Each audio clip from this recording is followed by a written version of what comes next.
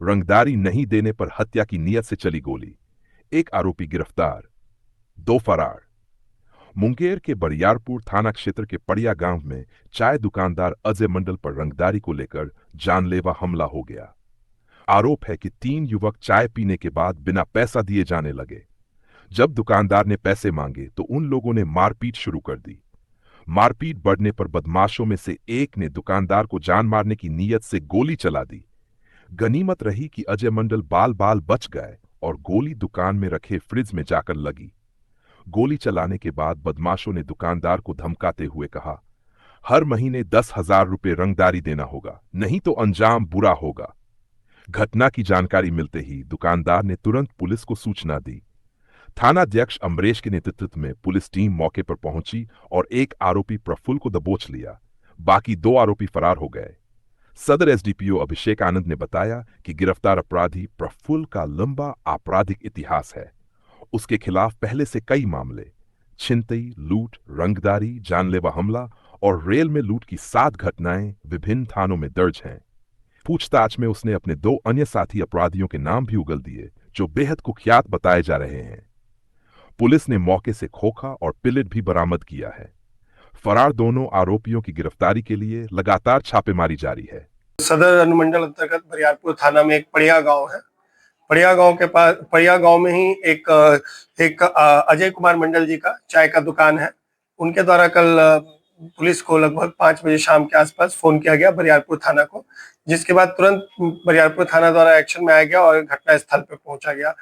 घटना ये थी कि वो चाय दुकान पे कुछ युवक, 3 युवक वहां पे चाय वगैरह पीने आए थे। चाय पीने के दौरान ही उनसे चाय वाले के द्वारा, जो कंप्लेनेंट है हमारे, उनके द्वारा चाय का और जो उन्होंने सामान लिया उसका पैसा मांगा गया, जिसके जिसके रिप्लाई में उनके द्वारा जो ये 3 युवक थे उनके द्वारा उनके साथ अभद्रता से पेश आया गया और उसके साथ साथ उनको पैसे भी नहीं दिए गए और उसके द्वारा गाली दी गई। उसके बाद चाय दुकान के द्वारा अपने पैसे की दोबारा मांग करने पे इनमें से एक लड़का, जिसका नाम प्रफुल्ल है, उसके द्वारा चाय दुकान वाले के ऊपर हत्या करने की नियत से गोली चला दी गई, जो गोली ऊपर के शेड में लगी और नीचे उनके दुकान में जो फ्रिज था उसमें जाकर अटक गई।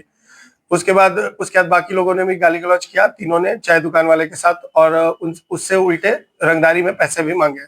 जिसके बाद पुलिस की टीम तुरंत, चूंकि फोन तुरंत कर दिया गया, पुलिस की टीम तुरंत वहां पहुंच गई। बरियारपुर थाने की टीम तुरंत पहुंच गई अपने वरीय पदाधिकारियों को बताते हुए, और गश्ती की भी टीम वहीं पे थी। उन लोगों के द्वारा इनमें से 3 युवक वहां से भागने लगे, जिसमें से एक युवक को पुलिस के द्वारा सक्सेसफुली पकड़ लिया गया। वो जो युवक पकड़ाया उसका नाम प्रफुल्ल है, और प्रफुल्ल यादव को पकड़ने के बाद उससे पूछताछ की गई तो उसके द्वारा अपने दोनों भागने वाले साथियों का भी नाम बता दिया गया। और चूंकि उस घटना में संलिप्तता उसकी थी तो उसने अपनी घटना में अपनी संलिप्तता भी स्वीकार कर ली।